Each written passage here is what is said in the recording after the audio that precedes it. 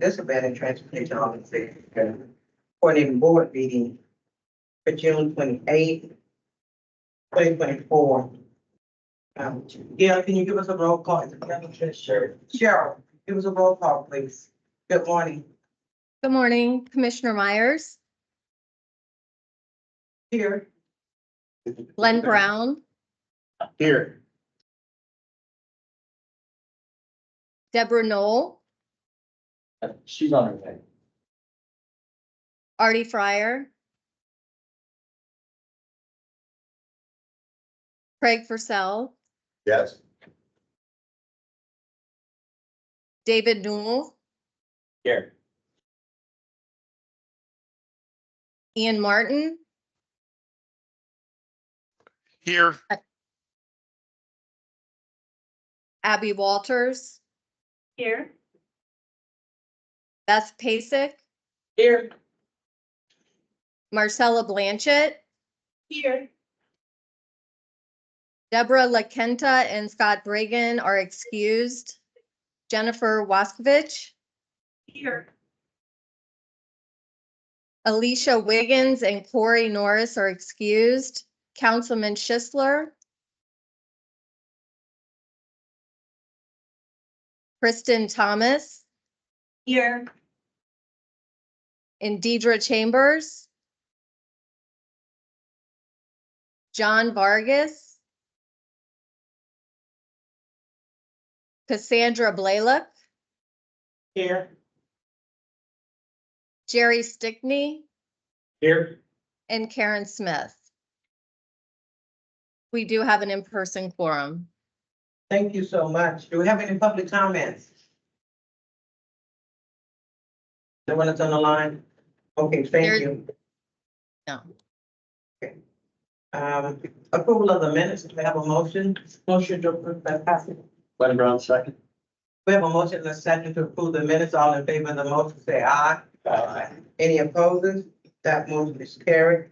And we have one action item for Raleigh. Good morning. Give me time enough to get to everything.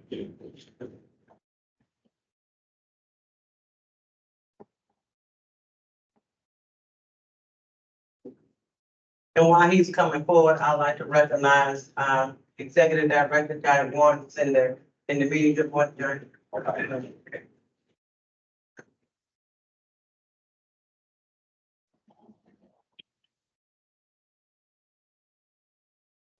Can you state your name? Devin, no. Okay, that's all right. No, you're good. Good morning, Commissioner Myers. Good morning. Good morning, TDCB Board. My name is Wally Gallart with TPO staff, and today I'll be presenting on the Transportation Disadvantaged Service Plan. So the TDSP is made up of three main components: the development plan, the service plan, and quality assurance. The TDSP is developed every 5 years with annual updates in between. The 2024 TDSP update is a minor update. The current TDSP was adopted by the TPO board in 2021. The TDSP is developed by the Community Transportation Coordinator, which is Hillsborough County and the Sunshine Land, alongside the TPO. Today's goal is to go over the TDSP, the 2024 updates, and then approve the TDSP to submit it to the Florida Commission for the Transportation Disadvantage for final approval. The TDSP is a required annual product for the TDCB. So the development plan consists of 4 different elements: the introduction, the service area profile, the service area analysis. Excuse me 1 second. Staff, staff, please put everyone on mute, please. Thank you so much. Continue on. Yeah, so it consists of 4 different elements: the introduction, the service area profile, the service area analysis, and the goals, objectives, and strategies. The introduction gives a brief background on the TD program at a state and local level, the current TD organizational chart, mobility section reviews from the Hillsborough County and the City of Tampa comprehensive plans, and an overview of the outreach efforts during the initial drafting of the document for public input. The service area profile gives a service area description of services and a demographic overview of TD users in the county. The service area analysis highlights future TD population forecasts and includes needs assessments and barriers to coordination, that were identified during the initial drafting of this document based off the results of public participation. Finally, the goals, objectives, and strategies are included alongside their implementation plans. This slide looks at section 2 and 3 of the TDSP. The service plan section of the TDSP highlights the operational elements of the Sunshine Line, including the types, hours, and days of service, how to access the services, operational requirements, including cancellations, no-shows, and eligibility, as well as CTC service priorities and the local complaint and grievance procedures and processes. Current agencies under coordination agreements are included in Table 9, Section 1.3.3, or page 43 of the TDSP. Section 3 of the TDSP is quality assurance. This describes the CTC's evaluation process. Performance standards are an integral part to the continued operation of a high-quality TD coordinated system. The 5 categories are reliability, service effectiveness, service efficiency, service availability, and safety. Annually, these standards are used in the CTC evaluation to evaluate the performance of the CTC. The CTC evaluation is performed for the review of the TDCB and posted on the Hillsborough County TPO's website. The 2023 CTC evaluation was approved in December of last year, and we are going to start the project in July of 2024 and hope to bring the 2024 CTC evaluation to the board later this year for final approval. The TDSP also includes the rate model calculation, which was approved by the TDCB in April of 2024, and the 2024 CTC vehicle inventory list, and an up-to-date and signed system safety plan signature page, which certifies compliance with the system safety program plan to FDOT, and a copy of that is on page 62 of the TDSP. All of this is reviewed and updated annually, and we also added the 2024 ride guide to the appendix of the TDSP. The original plan identified the following needs assessments and barriers to coordination. TPO staff did not make any changes to the section, and for the 2024 version, they remained the same. TPO staff expects them to stay the same until we make the next major update in 2026, or if there's any future guidance on these issues. The needs assessment identifies the unmet mobility needs of the transportation disadvantage that have been identified through analysis of public outreach results, county population and demographics, and the TD population forecasts. These needs are expanded fixed route public transit, access to employment, regional needs, and an increasing demand for services. Further descriptions of each one can be found beginning on page 49, section 1.4.2 of the TDSP. Barriers to coordination can include any federal, state, or local government policies, natural or operational environmental characteristics and constraints, or funding constraints that hinder or prevent the coordination of transportation services. The 3 barriers to coordination that were identified were funding for transportation, land use low density development plan, land use low density development pattern, and an awareness of resources.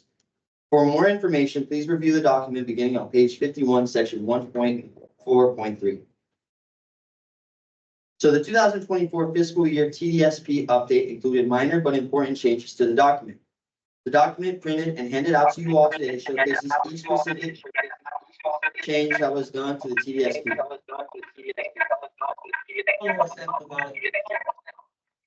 Johnny, would you tell your staff, ask your staff, commissioner staff, put everyone on mute? I'm not going to ask them to repeat it again, okay?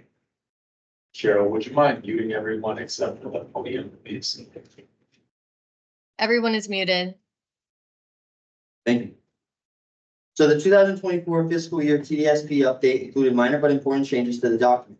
Document printed and handed out to you all today showcases each specific change that was done to the TDSP, and each change will be included in the TDSP and uploaded on the TPO website once the TDCB has approved these changes. Updates for section 1.1.4 included new policies that were implemented in the mobility section of the City of Tampa and unincorporated Hillsborough County comprehensive plans that provide support of transportation disadvantaged systems. We modified language to reflect the current state of T-BARDA, and we updated the summary of the 2023 Hillsborough Area Regional Transit Development Plan. In section 1.2.1, we updated the Heart Service Area description language. In section 1.2.2, We included updated data for major transportation disadvantage trip generators from the 2023 annual operating report. In section 1.3.1, we updated data on the total number of fleet vehicles and the total number of door-to-door trips done by the Sunshine Line in 2023. And in section 1.3.2, we updated the total number of local fixed routes and limited express routes by heart. And in section 1.3.3, we updated the table nine to reflect the latest information regarding coordination contractors. That table is available on page 4 and 5 of the handout. In section 2.2.1, TPO staff and CTC staff updated eligibility requirements for TD users. The income for TD users must now be 175% of federal poverty guidelines. This was done to better align with other social services eligibility levels and acknowledges the growing cost of living for people in need of service. Please refer to the chart on page 6 of the sheet I handed out to you to see the new updated numbers. Please note that this must be approved by the TDCB in order to become effective. In section 2.2.3, we edited language to the last sentence in the third paragraph to clarify Sunshine Line door-to-door services. And in section 2.2.6, we included a copy of the Sunshine Line's most recent System Safety Program Plan certification. And in section 3.2.23, we eliminated language pertaining to CTC policy concerning providing additional services. Finally, in section 4, we updated the Community Transportation Coordinator fare structure to reflect the fares that were approved by the TDCB in April of 2024. And we also included in appendices C, D, and E, the updated 2024 Transportation Disadvantage Ride Guide, the 2024 Vehicle Inventory, and the 2024 fare structure. Oh, excuse me. So at this time, the requested action is to approve the TDSP and approve the new income requirement for TD users. This concludes my presentation. Myself and CTC staff are available to answer any questions at this time. We have any questions? One thing, just when I was just listening and trying to read it quickly, it doesn't say your income is at or below the 175%. This is the, it's been a little unclear. I think maybe it would be better if it said your income is at or below 175%. I've had the same observation. But I know you mentioned that the federal guideline. Right. Yes, so that was the key that I heard and I made notes of. Okay, any other comments? And we can work with CTC staff to make sure that what we put in the document, the final version that's uploaded on the website is clear. We can make sure that's all good. So thank you. I think the update captured very significant points, assist more people, share. Any other comments?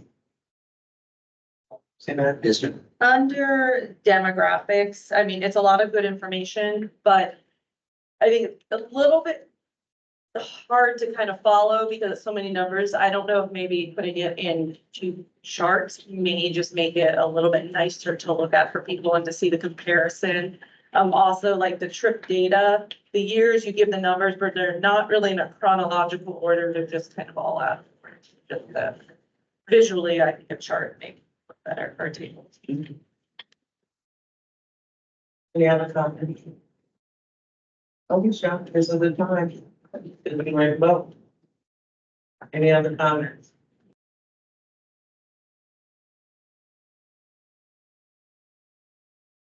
Oh, and then Commissioner Myers, when we do vote, it is a roll call vote. Okay, seeing no other persons to ask a question, can we have a roll call vote, please?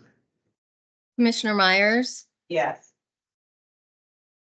Glenn Brown, Yes. Deborah Knoll, Yes. Craig Fursell, Yes. David Newell, Yes. Abby Walters, Yes. Beth Pasek, Yes. Marcella Blanchett, Yes. Jennifer Wokovich, Yes. Kristen Thomas, Yes. Cassandra Blalick. Yes. Motion passes 11-0. Thank you so much, and thank you, dear.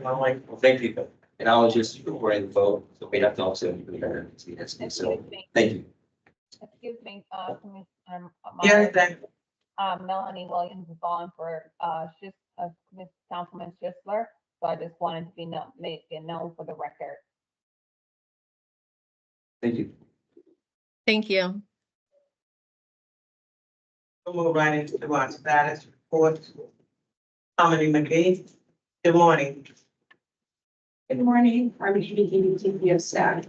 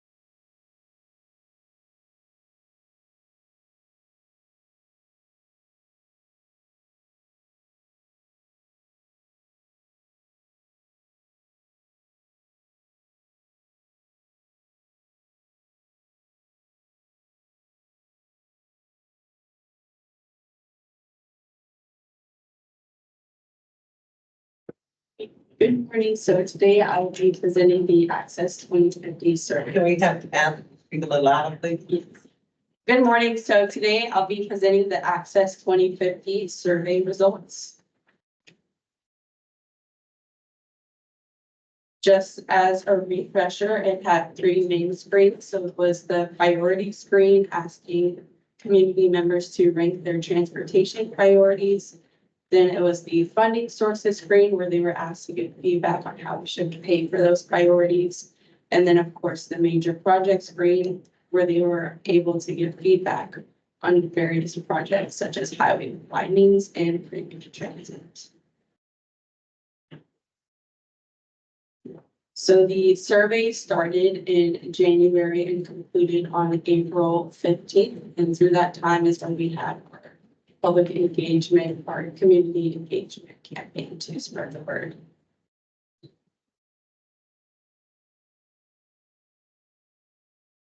So for the public engagement, we use various distribution methods to ensure that a wide array of audiences were reached. So we did bus ride-alongs as well as e-blast. And we also did a social media campaign and partnered with various community partners in that community.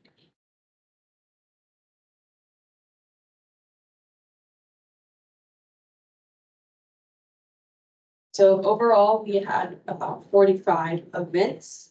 The red lines that you all are seeing on that map are the bus drops that we did on the park buses, and then the stars kind of show the distribution of the events that we did.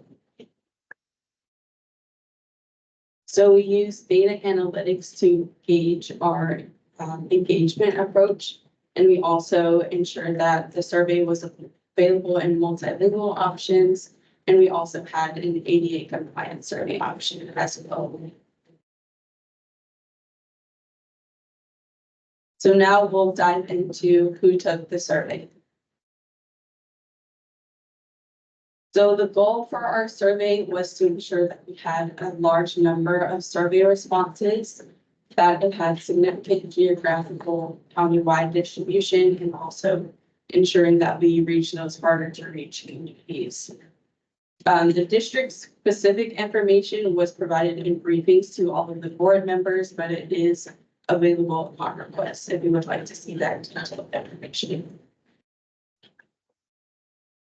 So overall, we had over 4,600 participants.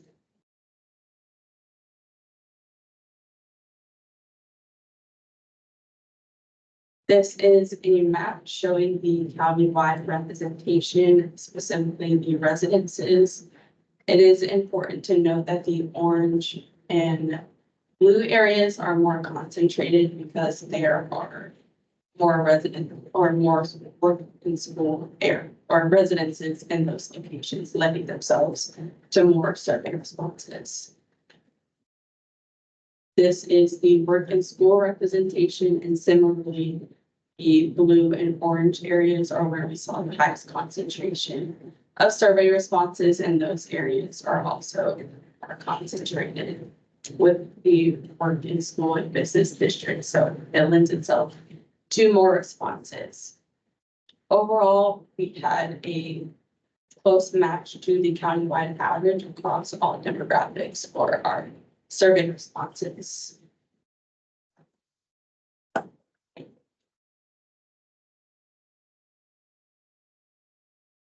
So now we will dive into the survey results.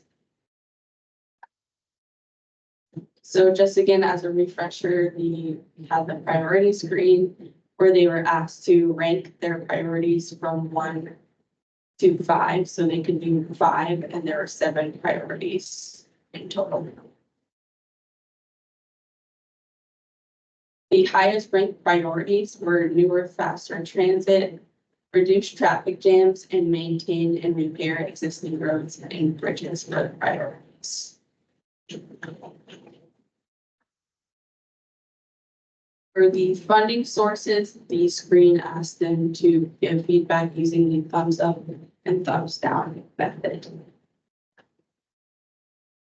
For the community investment tax, the strongest support was for renewing the existing half cent CIT tax, and a slim majority supported increasing the CIT tax to 1 cent. For the gas tax, the strongest support was for maintaining the existing 7 cents per gallon gas tax, and more than 70% of respondents rejected both letting the gas tax expire and increasing the gas tax. For the transit service property tax, the strongest support was for maintaining the existing transit service property tax at its current levels. For express toll lanes, 57% of respondents said they'd like to see new toll lanes on existing highways to manage congestion, but most did not support retrofitting existing lanes to toll lanes. So if there's an existing road with new lanes being added onto it, the community supports tolling those new lanes. For toll roads, 70% opted to keep toll prices the same at all times. And if any existing roads get new lanes, the community is supportive of those new lanes having tolls at a static rate. For other funding sources, the majority of respondents rejected the other sources of funding, with exception to creating an electrical vehicle fee to use charging stations. These results aren't expected because to enact any of these would require an act of Florida legislature, and it is also unclear whether revenues will be reasonably available should these funding sources be sought out. While this may not be feasible to include within this long-range plan, it's definitely something to keep in mind for future acts of the legislature. Now we'll move on to the major project screen. For this one as well, they were asked to give feedback using the thumbs up and thumbs down method. It is important to note for this screen, there were 23 options, but they had the option to skip over the different options if they only wanted to give feedback on the ones that they felt were more specific to them. For selecting major projects, we developed the survey based on the project proposals solicited from each of our local governments and board members. We modeled the projects to see how they would perform from a technical standpoint, and we use this survey to identify whether the proposed projects have support in the community. And the survey results will help us to understand whether or not the community wants these projects to move forward. So for the new and modified interchange projects, the greatest number of respondents supported the I-75 interchange reconstruction at US 301.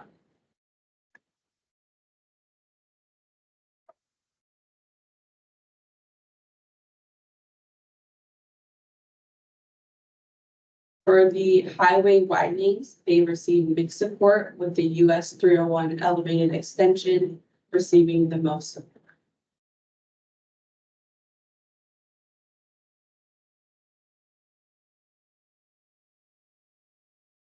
For the elevated managed lanes, most of these projects received support from the majority of respondents. The Suncoast Parkway widening was the exception, as only a third of respondents supported it.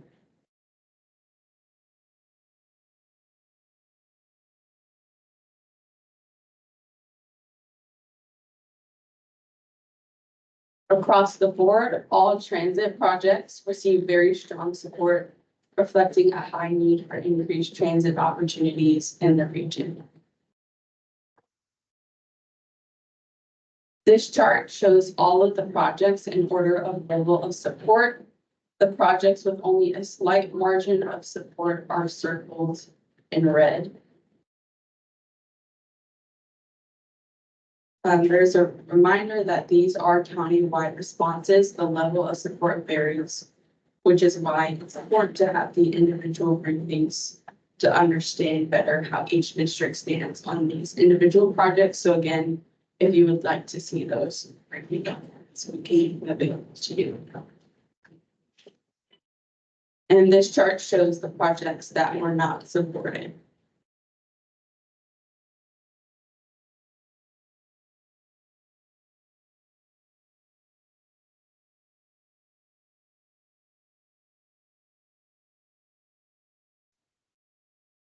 So now we'll move on to the few trends that we notice consistently throughout the comments that we received.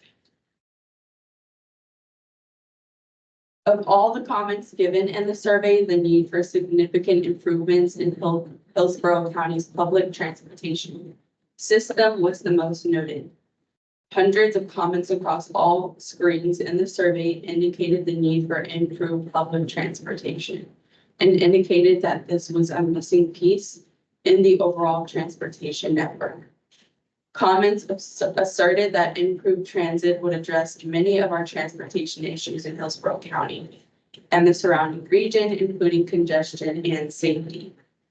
Most comments regarding road widening were against the idea. Commenters frequently cited studies that show road widening does not address congestion issues in the long term. There were some comments that supported widening projects, usually referring to specific intersections and corridors. Safety concerns also arose frequently in the comments. Comments in this category were often focused on intersection improvements, as this is where many crashes occur.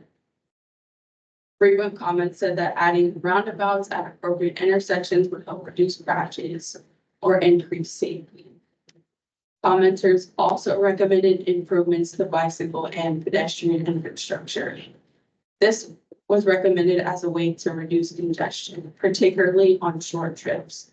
Many commenters indicated that they would be more likely to take short trips or commute on foot or bicycle if the infrastructure was more comprehensive. So about what's next, in May, the board received the major projects technical analysis memorandum. You are now being presented the public engagement technical memorandum. In per board direction from June to August, staff will perform the cost analysis based on the chosen projects. And then another public feedback will open to solicit input on the cost.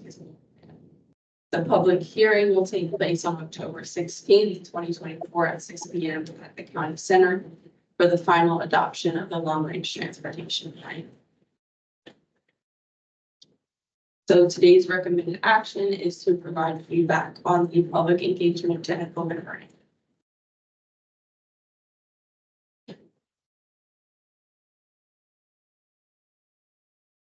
That concludes my report.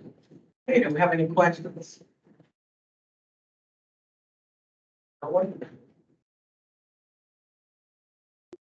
Thank you. Oh, Melanie, okay. Yeah, thank you so much for the survey and, I mean, the information. It's very insightful.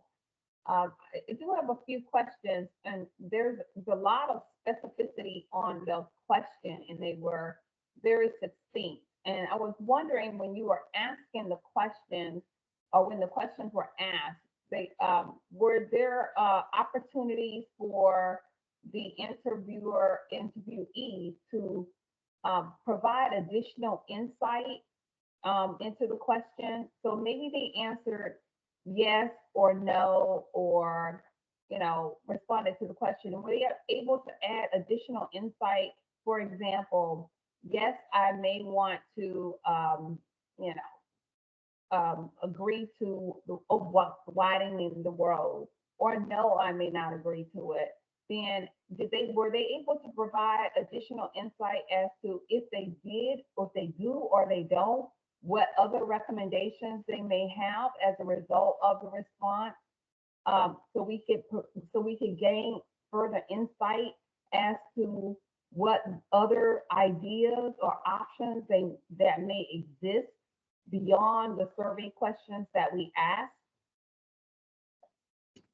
Yes, on each of the screens, there was a comment bubble that community members could utilize to provide additional feedback on top of just the yes or no, or thumbs up and thumbs down. So that is kind of the comment section that you saw me referencing. That's where the additional feedback was given, was through the comment bubbles that were available on each of the screens.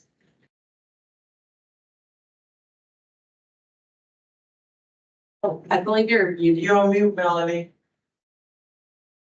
I think they're muting me as soon as I didn't know my question. So, I think they're only on the graph. On the graph, it just says what the information is, and then maybe is there a way to correlate the data or the feedback, where the feedback with the graph itself, so that we could understand for this section, here's the feedback that was related to this particular information on the survey, because all of the information is, the comments are gathered together. And so it does not really dissect or show us where that information is associated with.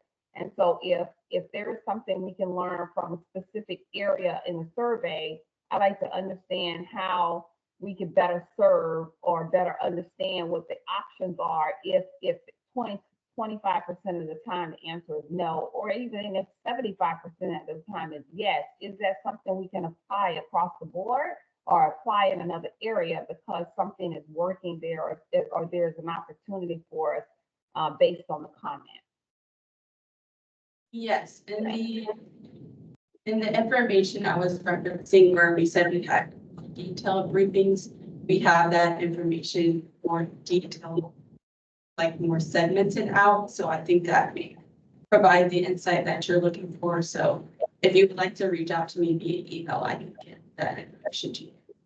Okay, thank you. Thank you. I think that would help at least me to understand how we can best serve, because we have to have more options and understanding what we can do. And in those instances where we can't, I mean, do we just walk away, or do we continue to pursue options to find better ways to transport people and understand what the transportation opportunities are, and then prioritize how we get where we need to go, and then doing that with consideration to the community and their input from the survey. Thank you so much for your time. I appreciate your responses. Have any other comments? Thank you, Melanie. Any other comments? We have a motion to receive the report. Brown, I'll move to receive the report. Break yourself second. We have a motion and a second to receive the report. All in favor, say aye. Aye. Any opposed? That motion is carried. Okay, Elizabeth? Good morning. Elizabeth Watkins, TPO staff, and I'm here with Lauren Brooks, our consultant from AECOM, to present the cost feasible financial scenarios. Lauren, are you able to pull up the slides? Yes, I just got Perfect. access. Thank you. Wonderful.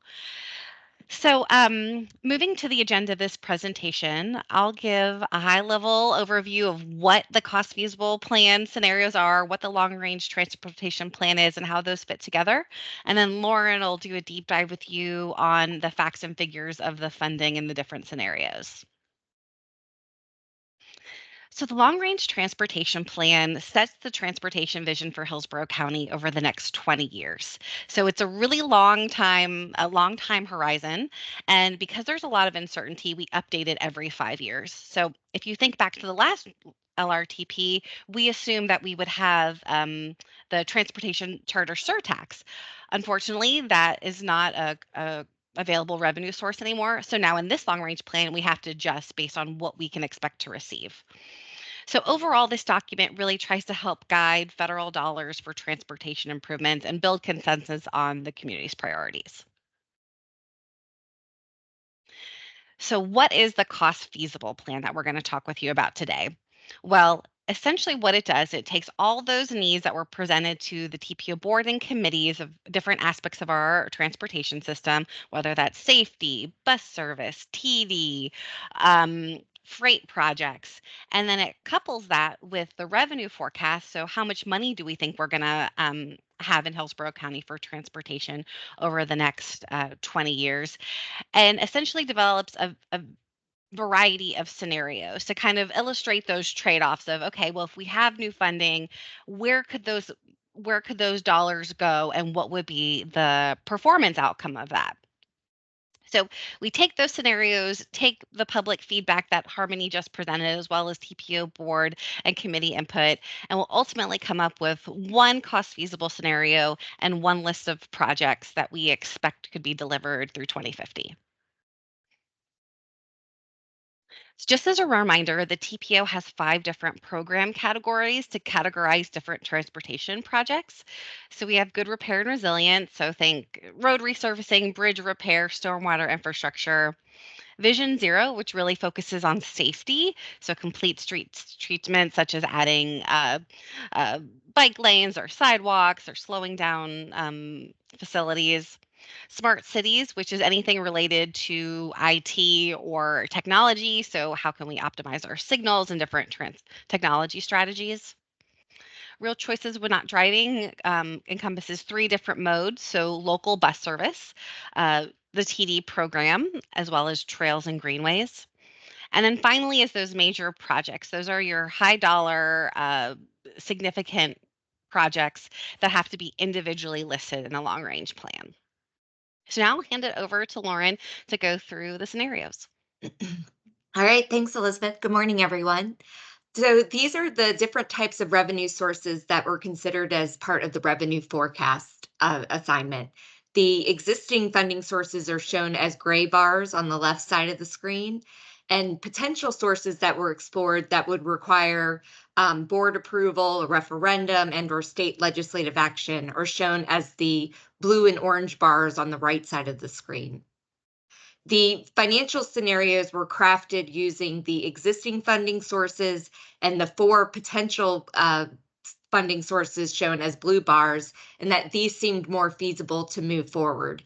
And these 4 sources included the renewals of the community investment tax, the 9th cent fuel tax, the first local option fuel tax, and then the enactment of the 5-cent second local option fuel tax. Not all projects can be funded by available revenues. Each revenue source has its own rules and regulations. These are the types of projects that can be funded by those existing funding sources. So again, those sources shown as gray bars. And this is based on policy set today. These are the types of projects that can be funded by those 4 potential local sources. Again, those sources shown as blue bars on the previous slide. And again, this is based on policy in place today, but of course that could all change with any new or updated direction from our decision makers. This is a snapshot of how we are allocating our funding today countywide across the different project categories that Elizabeth mentioned. FDOT has the largest pot of funding, so why major projects composes the biggest piece of the pie, if you will. The local funding is really concentrated on projects that fall under the umbrella of good repair and resilience, such as road resurfacings, bridge maintenance, drainage and stormwater improvements. It is important to note that for the financial scenario exercise, we allocated those existing funding sources. So again, those sources shown as gray bars based on this trend spending pattern, if you will. And this remained constant for each of the financial scenarios. And we'll get into that in a minute, but just make a mental note of this pie chart because we'll refer back to it throughout the presentation. These are the elements that compose the financial scenario exercise. So you saw that slide previously by Elizabeth where it showed the needs assessments and the revenue forecast, and ultimately it resulted in the financial scenarios. So again, the needs are from those needs assessments. The needs assessments established trend or existing needs. So what is needed to sustain our transportation system as it is today, not adding any new service or increasing the frequency by which we resurface our roads or adding new sidewalks. And then the needs assessments also establish performance level needs. So what is needed to achieve our transportation vision, if you will. So just keep that in mind, the two different needs types. So the expenditures part is, again, going back to that pie chart. So what we are doing to address our needs. And then, of course, the revenues are our funds. So how we are supporting our investments, our expenditures. Just to reiterate again, for the existing funding sources, we allocated those based on our pie chart, so that trend spending pattern, and that remained constant for each of the financial scenarios. However, for the potential local sources are what we manipulated for each of the financial scenarios. So just keep that in mind as we go through the next few slides. So the needs assessments, of course, were prepared based on measurable performance outcomes. So in other words, these performance metrics that were established for each of the project categories. The financial scenarios served as straw men where we tested different allocations to see how well we could achieve these performance metrics and therefore the performance level needs. These are the 9 financial scenarios that we evaluated. We looked at 2 low funding scenarios, meaning we did not account for those 4 potential local sources. We just looked at existing funding sources for these 2 scenarios. The high funding scenarios is where we did account for those potential local sources, and we maximized those sources to see how well we could achieve our performance level needs. We are only going to focus on the outcomes of those that are highlighted, given, time constraints. So for this first low funding scenario, our baseline scenario, we wanted to see how well our existing funding sources were meeting our existing needs.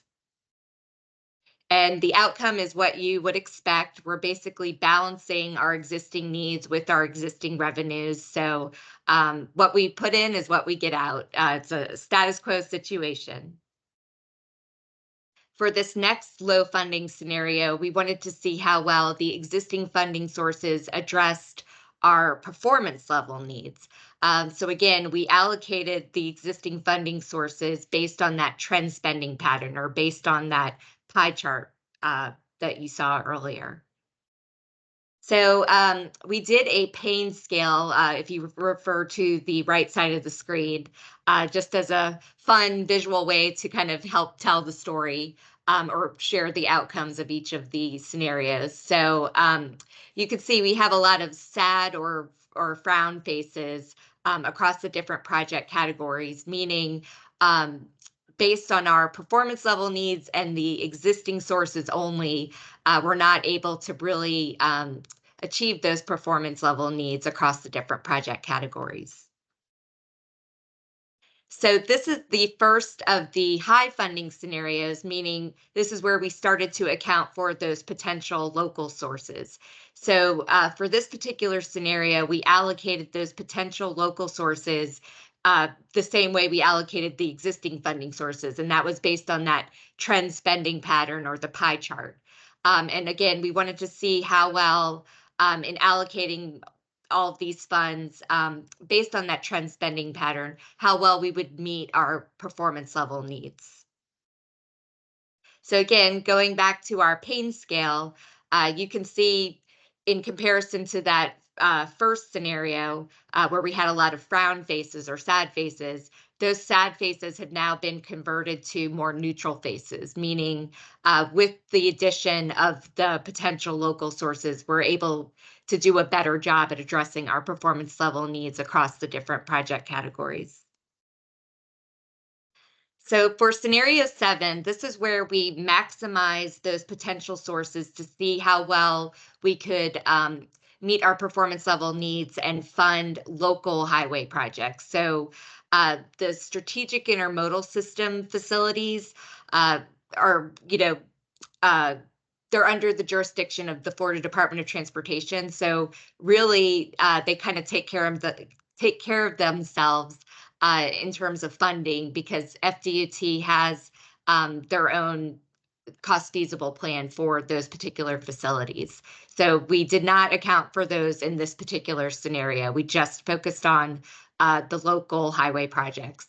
So once we funded those, through our revenue streams, we then focused on the fixed guideway transit projects because they are the other subcategory under major projects. And then once those funds were allocated accordingly, any remaining funds were allocated based on eligibility and that trend spending pattern across the different project categories.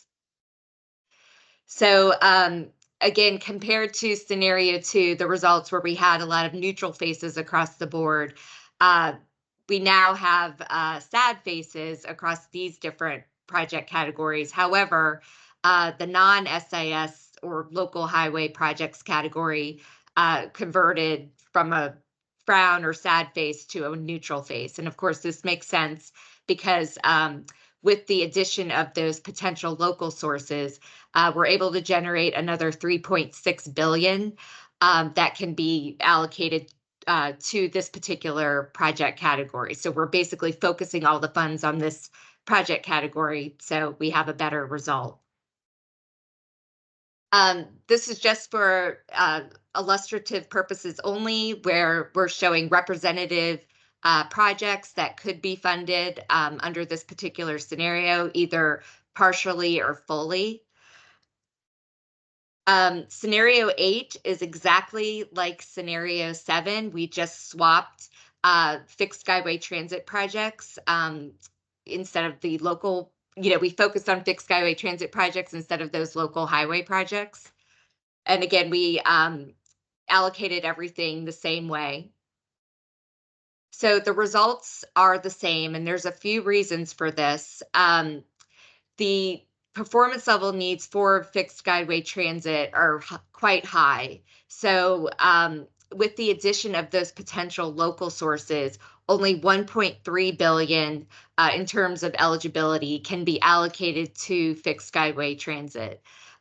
Currently, community investment tax, which is one of those potential local sources, those are not used to fund fixed guideway transit projects, nor is HART a recipient of the community investment tax. So again, those are a few of the reasons why we weren't really able to move the needle, so to speak, and convert our sad face to a more neutral or happy face for that particular category.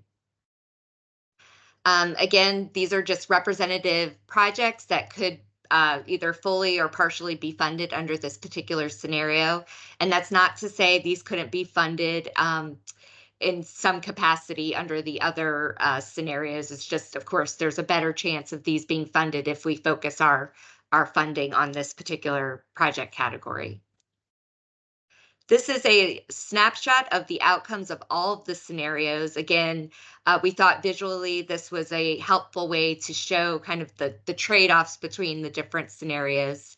You could see that scenario 2 performs the best in the sense that we have more, I guess, neutral faces across the different project categories compared to the other scenarios. So again, we're doing a better job with the addition of those potential sources and allocating everything according to our trend spending pattern. We're able to better address our performance level needs across more project categories. So, of course, we're here today to seek your input on, the results of this financial scenario exercise.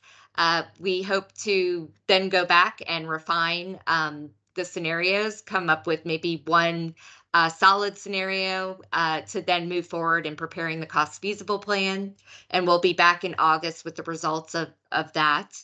And of course, this is all aligned with the timeline of the overall adoption of the long range transportation plan in October.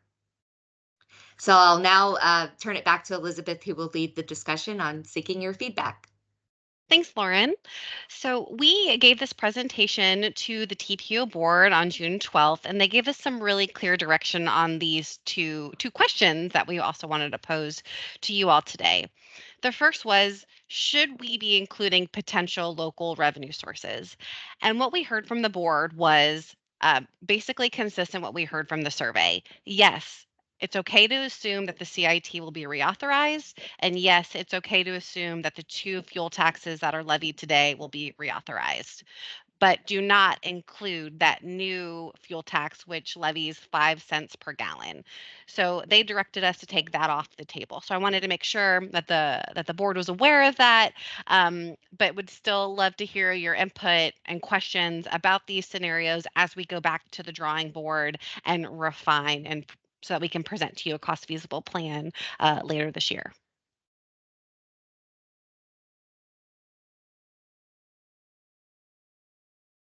Any questions, comments? Yes. State your name for the record. I'm sorry, Craig Forstell. One thing I'm just not aware of or not lack knowledge of, when you were talking about the community investment tax, is that what a lot of us come to think of as impact fees when the new subdivision goes in? No, I'm sorry. Does that have, does the impact fee give you guys any money for transportation? Yes. So first part of your question, the community investment tax is different from impact fees. That's a 0.5% sales tax that goes to a variety of purposes. Transportation is one of those, public safety, parks, so on and so forth. Impact fees were accounted for in our revenue forecast based on our consultation with the local government. So it's included, and those 2 items are separate. Any other questions? If you don't have a question, you have a comment then. You may not have a question. Okay, then let's have a motion to receive the report. Motion to receive the report, Beth Passing. Brown said. So we have a motion and a second to receive the report. All in favor of that motion, say aye. Aye. Any opposed? Aye. Thank you all so much. It's got a Thank you. shipping agenda. So we're going to go with emergency management. And then we'll come back to Johnny One. Good morning.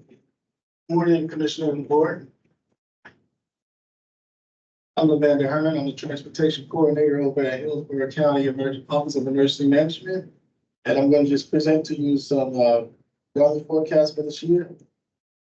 And some of the things that we do.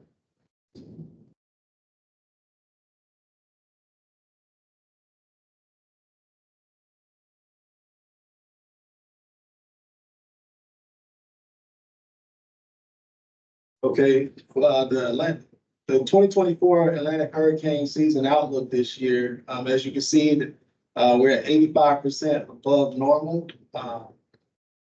for hurricane season. There's already between 17 and 25 named storms out in Atlantic. 8 to 13 hurricanes and 4 to 7 major hurricanes. That's not saying we're gonna be impacted by those, but that's what's out there right now. As you can see, these are the Atlantic tropical cyclone names for 2024. Same amount of names as last year, just different names. I believe it's 21 there. So currently, the El Nino is still in place, but should be transitioning to neutral between April and June at about 85%.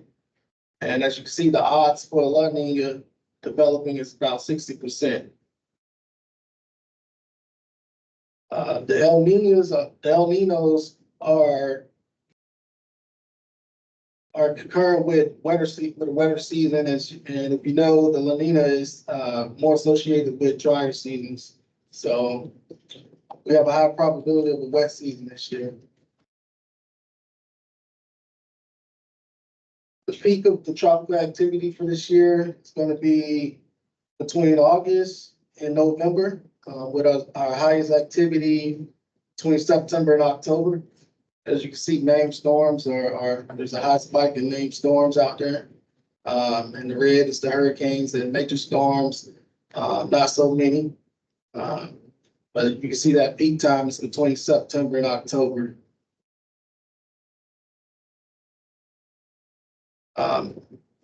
In the event that we are impacted by any tropical weather or events, we have in place here in Hillsborough County the evacuation working group. It's comprised of various transportation partners to include HART, Sunshine Line, Hillsborough County Public Schools, Hillsborough County Fire Rescue, and our private ambulance companies, AMR, AmeriCare, and TransCare. The evacuation working group utilizes the hub and spoke model during emergency evacuations. There's 4 transit or transfer centers. Hillsborough County Public Schools transports from those centers to the shelters. The process is done in reverse during demobilization. Some information for our citizens. There's a Hillsborough County heat map. Citizens can access this map on the county's website. The Hurricane Evacuation Assessment Tool, known as HEAP, assists Hillsborough County residents in determining if they are in one of the 5 evacuation zones. It also provides information on shelters. You can search evacuation information by owner name, address, or parcel using the HEAP tool. We also encourage our citizens here in Hillsborough County to sign up for HCFL alerts. It is Hillsborough County's official mass notification system and already has nearly 10,000 residents registered. You can also access the Sutter County's website as well. Some other important information for all our residents, the Florida sales tax holiday. Currently, there was two time frames for disaster preparedness sales tax holiday. The last one was from June 1st through the 14th, and there's a second one approaching, and that time frame is between August 24th and September 6th of 2024. So we encourage all our residents to take advantage of this and get any items that you may see listed. And that is all I have for you this morning. If anyone has any questions, I'll take it. Thank you. Sorry, I have a question. On the first slide where you list the potential hurricanes and then major hurricanes, is that potential impact in the United States? No, this is just out in the Atlantic. So we're not guaranteed to see any impacts from these storms. This is just a prediction of what's brewing out there right now. Okay. Any other questions? I don't know how to frame it as a question, but it's not just when they impact us directly, it's anywhere in the state. So for example, I was looking at one of my programs yesterday. I work for the Children's Board. This is one round, and one of the things that affected them and their performance was they had to go help in Fort Myers. Correct. Is there any way in which we can like make it clear that it's not just this, oh, it's not gonna affect Tampa, we've got a Indian protection, you know? So I can tell you, currently our department, we are working very hard on getting information out there on how these things work. As you say, if something happens down in South Florida, it can impact us as well.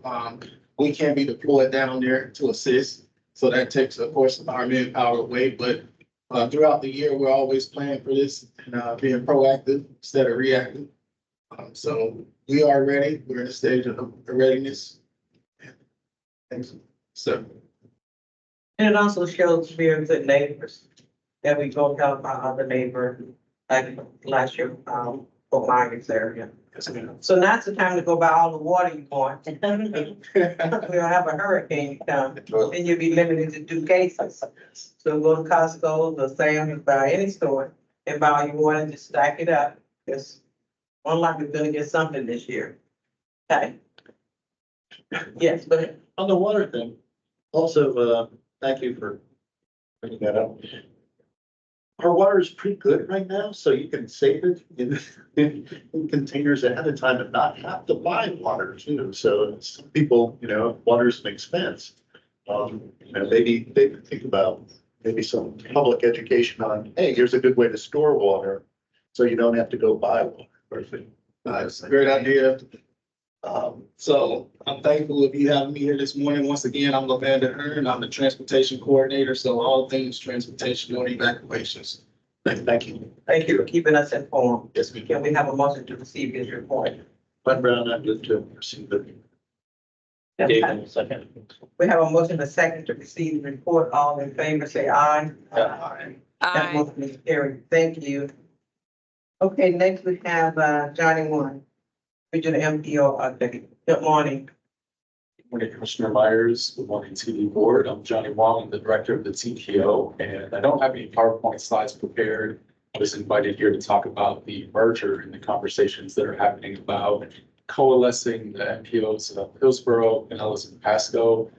Since this is kind of informal, I'm hoping that we can just have a dialogue, and I'll be happy to answer any questions that you have to the best of my ability.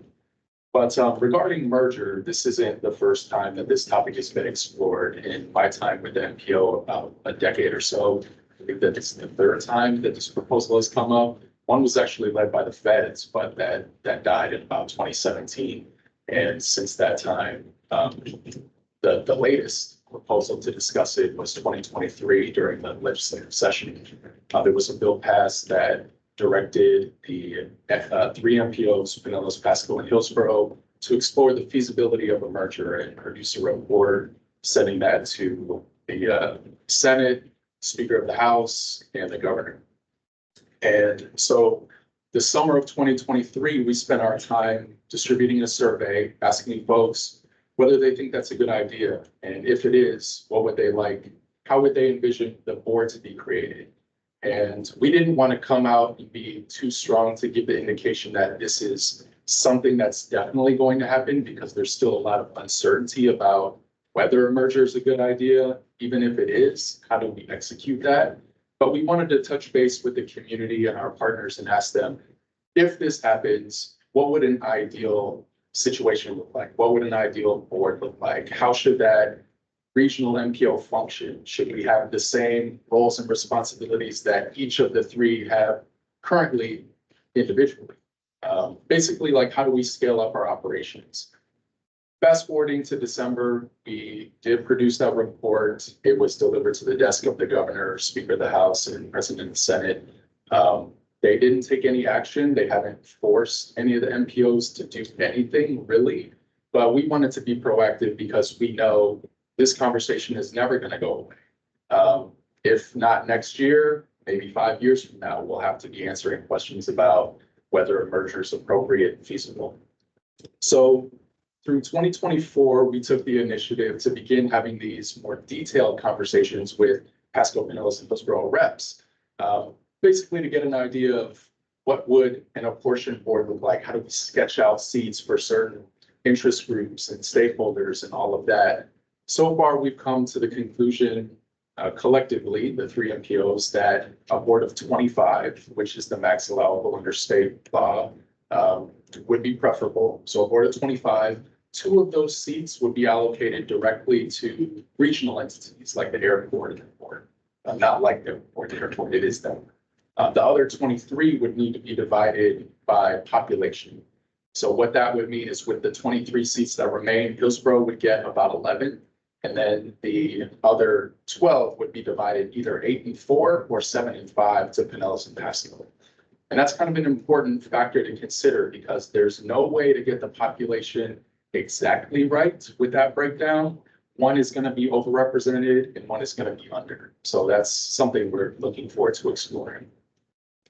At the very last meeting that we had with the TMA, and TMA is Hillsborough, Pasco, Pinellas, they agreed to the 25, 2 coming off the top, and they want transit to be represented by non-voting advisors. So transit would still have a seat at the table, but they wouldn't be able to cast votes on any issues of regional significance. And there were some reasons that factored into that decision. Looking forward to September, we're hoping to have conversations about how small cities could be represented. City of Tampa holds some of the cards in this. City of Tampa has veto power over the merger moving forward, we believe, but also questions outstanding about how other larger cities like St. Pete, Clearwater, and even the largest cities in Pasco could have a seat at the table. That's pretty much it. That's where we're at right now. If you all have any specific questions, I'm here to answer them. Any questions? Any comments? Thank you. Jennifer. Thank you. Okay. We have a motion to receive this report. I'm Brad, move to receive the report. Craig Purcell, second. We have a motion and a second. All in favor of the motion, say aye. Aye. Any opposed? And that motion is carried. So we moving right into sunshine. Jared, good morning. Good morning, everyone. Jerry Stickney with Sunshine Line. I want to first off thank Lavana for being here for that update. And I wanted to start off, I have some staff in the room. You'll start seeing my leadership team here through our meetings so they can understand, be involved, and we can look at everything holistically. But right now we'll have a new coordinator with our team. She's crossed the year, so newish, boss moved the county for a while. Her name is Angela Salter. She has a few different roles in our department. She is our lead emergency manager for our department. She helps with our training and our outreach, and she's done a phenomenal job with us. She was pivotal with her and everyone with our outreach, we're getting in the community. If you were out, I was out dancing on Sunday. She's got video proof. I was unaware of that. But it was a great event, Commissioner. It was a lot of fun.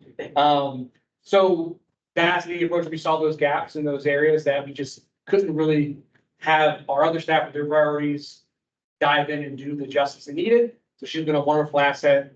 And of course, Leslie McNeil, our manager of operations, she was here at a prior meeting. So you'll just want to give it up that we'll start seeing some more of my staff in here for these meetings as well. But for us, couple things, we're working through our software with our new scheduling, working through some aspects of it. I know we're hoping to get rolled out within the summer. It looks like we're extending that to the end of the year. Just a couple of things we need to make sure that are right. We don't want to have any service impacts and issues. So we've made that decision to kind of push that down the line so we can make sure that we roll out with 0 issues. So our software now, it works. We're doing well. But it'd be nice to get all those extra features with an app, with texting for your rides on the way, and a little bit of more technology to help us with our scheduling. So still in route, still in plan for the end of this year.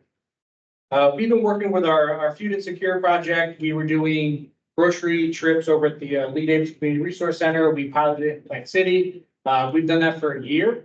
That funding is wrapping up this month. So I'll look to have some numbers on what that looked like. And I believe, I'm guessing from some reports, a little over 200 to 300 individuals be transported. That Plant City route, we only did it for a little over a month. We realized that the need wasn't there as much. Seemed like a lot of individuals in that area of Plant City, they had family members. There was Walmart groceries close by. Sunshine in and of itself, we service Plant City every day. So we're taking them to the grocery store. So we found that need wasn't as drastic in that area, but Lee Davis going for the full year. And we're also in talks with Feeding Tampa Bay, their new location on out on Causeway. They're roughly about 2 miles from a bus stop, a little over that. So we're working with their team and some other partners to try to figure out how we can, be a part of that solution and work to get people there. I'm also very excited in collaboration with the building of the facility and working with them. We will have a designated space for Sunshine Line at that location where we work out a few days a week. That way we can be present with the community. We can be there to enroll people and just get out there and be present with them. So we're excited to see what that turns into. And that won't just be Sunshine. We have a couple other social services, human service departments that'll be there to help. They're gonna go there, so why make them go somewhere else to see us? Let's meet them where they're at. So I'm excited to see where that rolls into. So our operational stats, I handed out the sheets in front of you. So something that's really awesome to see, for April and May, we crossed 10,000 trips a month. So we are continuing to grow, and our grant year ends, tomorrow is the last day of our service for our grant year. And it's pretty neat. We're looking at about a 30% increase in trips this past year. So it helps when you can hire drivers and, get on the road. So it's been really neat, to see that growth. Our on-time performance is 93%, for May, 92.5 for April. We'll see that increase throughout this, whole calendar year as well. One thing I wanted to, notate with our call center, our customer service, calls are increasing. Our answer rate is at 94.3. I think we're going to end the year roughly around 92 and some change for percentage of answer calls. Our standard is 90%. If you remember the past, we usually end up around 97%, 98% in that fluctuation. We've been monitoring that all year. We saw a little over 10,000 additional calls this year. So with the 10,000 calls, the same staff, we still met our objective, but we're looking at what we need to add staff to the team. So that way we prefer being up to that 97, 98% answer rate. So we're looking at ways to improve that meeting standard, but doesn't mean you can't, but let's fix it before it becomes a problem.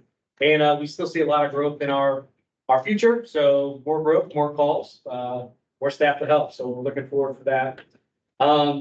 Now the electric vehicle, that is something that we've all been in this for a while together.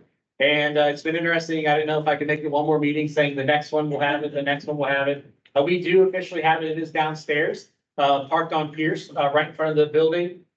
Put the picture on here from the mock-up to it being wrapped up at the fleet location. It's really neat. And since it's been a while since we talked about the EVs and all the different things, figured I'd go through quickly a little bit of the reasoning and where we're at and all the things that it's going to provide for us. So piloting this, we looked at the 4 transit vehicles. We have 3 electric vehicles that are in-house that are here, and we have 10 additional gas-powered 4 transit vans that are on order that should be here by the end of the summer. We really looked at how we could be more fuel efficient, how we could be more sustainable, and overall lower our cost of service. With that cost, with the data from our fleet, we determined a big 4 Champion bus. We average 6.15 miles a gallon, which is not great. So obviously with the EV, we're getting about expected 130 miles of charge with that.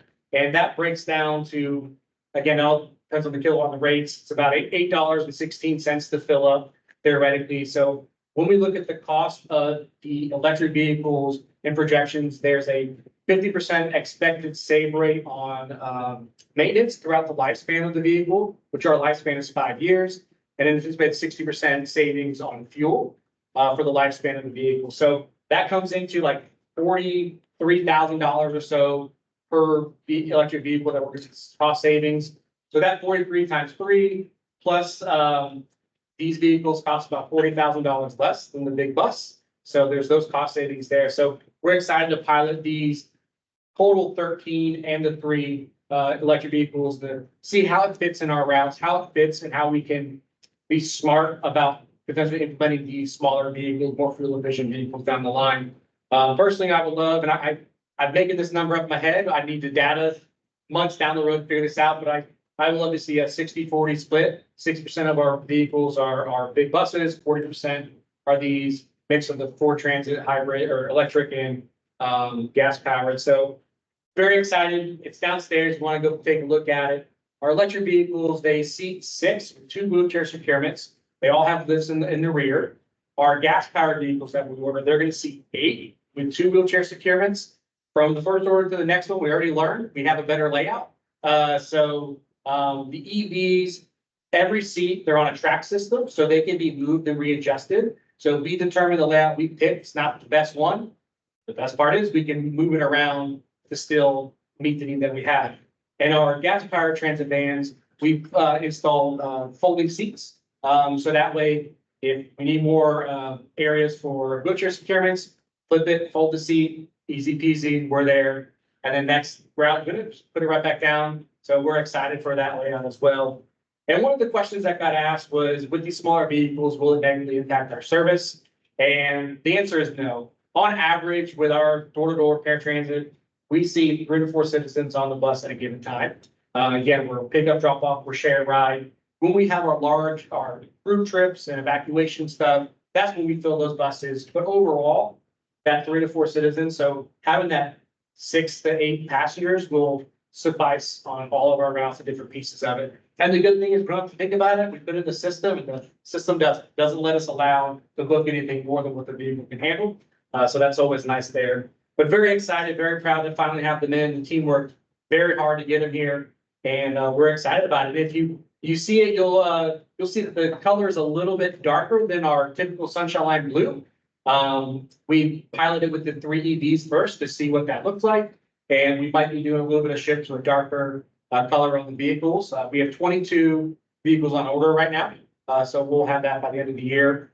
Hopefully, I said same thing with the EVs, so don't hold me to that one, but so we're looking at that to be a little bit more brighter. And that sun on that darker blue, it pops real nice. So hopefully it's not raining outside. You can go take a look. And I went off script. Hold on, let me check. All right. Yeah, and then so that's it. Very excited. No, that's not it. See, went off script. On the back page of this operating stats, our TD Tampa Bay program that we're partnering with Pinellas County and Pasco. These are our stats through April. We did submit for this coming year to extend it, and we've asked for additional access. We've looked for getting rid of the wait list. You remember a few months ago, we had to start a wait list because we were out of resources and funding. So the request is to more money to get rid of the wait list, expand to 7 days a week, which includes Sundays, which is something that the board's talked about, focusing on those high priority trips.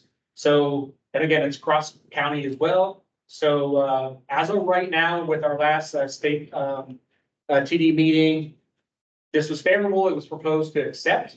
So in the next month, we should get the final approval that I'll be moving forward for this year. We're pretty positive it's going to happen, very favorable on it.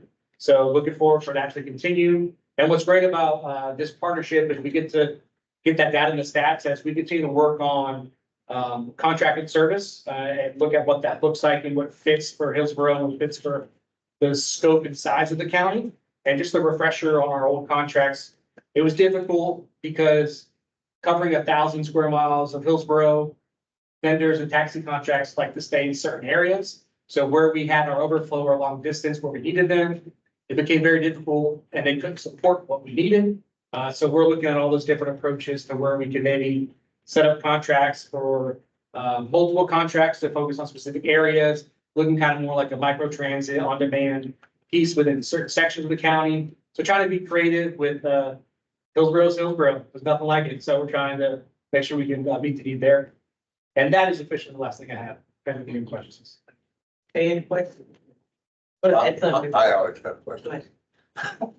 Just for fun, who's the manufacturer of the van? Ford. I'm sorry? Ford. Ford, oh, Yeah. okay, all right. What is, and the recharge time, they get run down on power, how long does it take to come back? So our routes about, I think 25-30% of our routes can do a full day on one charge. So right now we have 3 charging stations installed at our main office on Hannah Avenue. They'll plan to work out of there and we'll charge overnight. It'll be about 8 hours for a full charge. There is, fast charging capabilities. We are working with Fleet on an option for our Wex cards to pay for electric charging throughout the county because there's multiple. On top of ours at Hannah, every Fleet location has free charging or the station all around. So we've got that option. And then, of course, with, looking at the wax guards and regenerative braking. So the more we use the vehicle as you brake, we all know there's a lot of traffic here. So projected a 15% return on our mileage for the EV, and it was in comparison to Orange County and through Orlando traffic, which, similar. So we'll see that as we test the next few months. And one more, is there, when power is out, do you have any Generac kind of things backup for any of them, or? Yeah, our facility at Hannah is fully powered on the generator of Generac that'll kick in. And that's also a great question and a big piece of why we're slow rolling this. We have hurricanes, we have all these different aspects. We have a job to do, so we need to make sure that we still have the efficiency to support evacuations and not have the electricity be a big aspect of it. Good. Any other questions? Yes. I do, and thank you for that information. I actually wanted to go back to your statistics. I'm sorry. That's nice. You know it. Sorry. Yeah, okay, so basically, I was just curious to see if you had like a breakdown that would include your door-to-door, clients utilizing part of the services. So kind of like to show example of what, how many calls you are receiving for someone, requesting services, who has a disability and need that type of transportation. So I was just curious to see if you have a breakdown that would show that type of data that's being collected. Like, for the calls we get, the breakdown of whether they are qualified for the disability age or income. So that we don't have a breakdown of that because our call center, our Cisco function just tracks the calls. And we don't have a tool to break it down to that large of a scale. We could look at, and we can break it down via funding code, or a trip purpose, but even that'll be skewed because just because you're based on low income or disability doesn't mean you're not going to do the same trips that someone else would. So, off the top of my head, I don't see where we can break it down that strategically, but I'll take a look and see what we can. But I was actually looking more towards, people who are already considered or are already, they're considered to be, using the door-to-door transportation services. So would you not have like some kind of breakdown that would show, a call came in, for someone who requested services, but it was late? You capture that? I guess that's what I was aiming. That it was, I'm sorry, I'm not tracking what the actual question. Okay, so I'm actually more concerned about people who are using your door-to-door services, right? And here you have, the data. Yeah. Breakdown, that word. The data showing some of these, portion of the services that you're providing. So let's say, for instance, if you have a bus pass that was issued for someone who was requesting additional, is that something that you will, capture? So those are kind of like just the concern, not concern, but inquiries that I have. I just wanted to know if you capture, in the requests or any type of services for people who are using the door-to-door with disability. I just wanted to know if you capture that information. Yeah, so all of our clients are. I mean, it is Yeah. captured, but do you have a separate?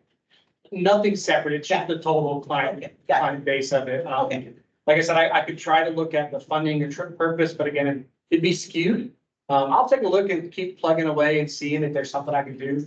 But unsure in the moment, but I'll definitely see if I can find something. Okay, then. Okay, any other questions? Thank you so much, and hopefully we go downstairs, and if it's not raining, stop by and take a look at it, and see maybe what we do. Thanks for getting it in progress. Okay, so we're moving right along to Hart. Good morning, Jesus. Good morning.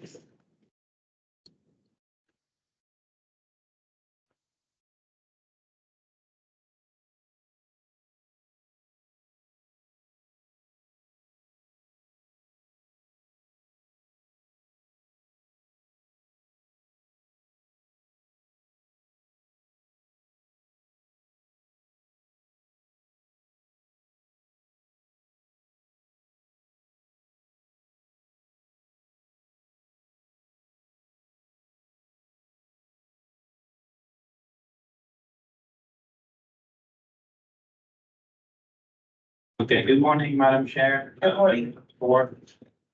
My update is not as interesting as Jerry's, but I'll do my best. I'll do my best to not send you to sleep. Okay. My name is Jesus Barraza Garcia, Heart staff, and I'm here to provide an update on Heart Plus, our ADA paratransit offering, paratransit service offering. So we look at two metrics. We look at on-time performance and ridership. On-time performance, this is the drop-off on-time performance. So the question here is, did we get your appointment on time? So we're in the mid to high 90s, and there was a little dip in April, which can also be, it's also reflected in the pickup on-time performance, which is this slide. And you can see that in April, there was more trips provided, and hence more late trips. So think about it, you're on a van and you have to stop to pick up 3 people. Then you're in a van and you have to stop to pick up 5 people. You'll be delayed more. So more ridership means more delays. As much as we like ridership, it's just an inherent relationship. In terms of ridership, again, you see here the spike in April. I asked, and we think it's related to the school year wrapping up. So school kids getting ready for graduation, field trips, things like that. We provide trips to Pittman academies and focus. So we think that that increased trip count is what generated that. Here you have the subscriptions, which are the recurring trips, like people who have specific appointments every Tuesday at 8 a.m. I used to be for dialysis. Then we have the demands. Those are the people that call in and they're like, hey, I want to get picked up at 8 a.m. to go to the grocery store. Then you will notice that subscriptions plus demands is not equal to the total. That's because we have cancellations and no-shows, which are just hazard of the trade, like that happens commonly.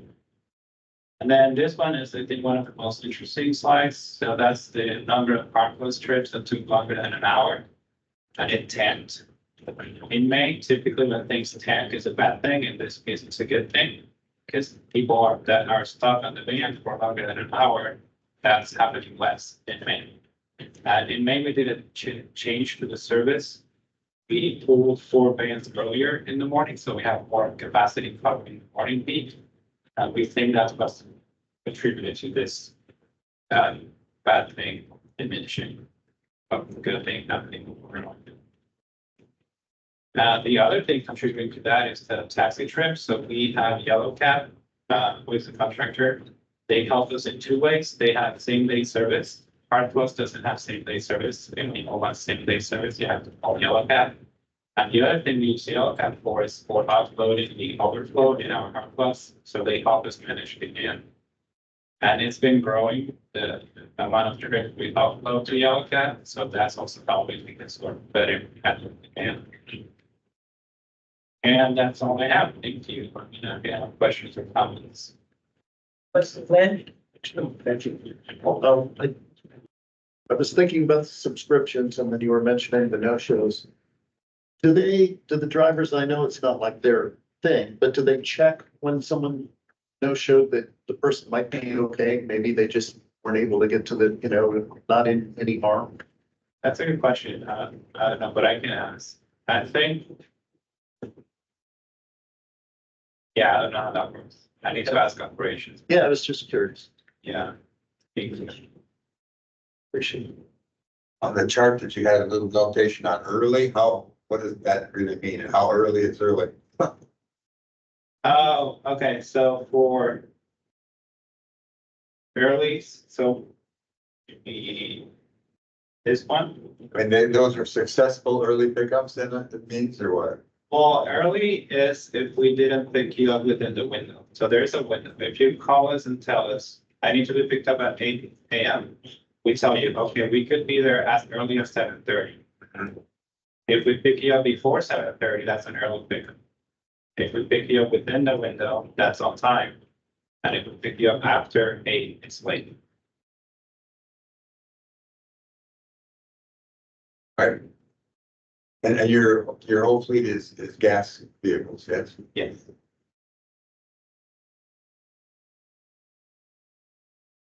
Okay, so you mentioned in your report that if you pick up more than like 3 people, it causes them to be late. Yeah, well, it's a, Are you picking up maybe 2 additional persons? Because, we don't want any of our clients to be late to go to the appointment. So either Hart might consider making some type of adjustment, or get someone else to pick them up, so that the clients that are already on the bus will not be late. right, yeah, it's a push and pull. For example, what we did in May about having those extra vans in the morning, that's to help diminish that. Because each van doesn't have to pick up 8 people, each van has to pick up 6 people, so that helps. Because there's less stopping and less moving around. That happens on the bus side too, like if you're on a big bus and the bus running. And there's like 7 people at a bus stop, that's gonna take longer than if it was just 1 person at the bus stop or no people at the bus stop. But also that would depend on scheduling as well. Yeah, and that's reflected on the schedule, like we update our times as we go. So if there's 7 people at that bus stop constantly, the next time we update that schedule, it's gonna get reflected. Just don't want folks like, we here, commissioners here, just don't want like, we'll work out something. Okay, any other comments? Okay, let's have a motion to receive this report, please. Move to receive the report of the club president. Second, that passes. We have a motion and a second, all in favor of the motion, say aye. Aye. Any opposed, that motion is carried. Thank you so much. Thank you. Okay, we have any old business? Any old business? Any new business? FGFT, they have a new alternate, it's Chris Leonard. So he will be the alternate for Dave. Dave's not going to come to the meeting, so just want to get that in the record. Then also, parking passes, I have, let me know if you know. And our next meeting is August 23rd. So everyone have a safe and happy 4th of July. Stay safe, and I will see you back in August 23rd meeting. Thank you so much for coming. We adjourn. Beautiful.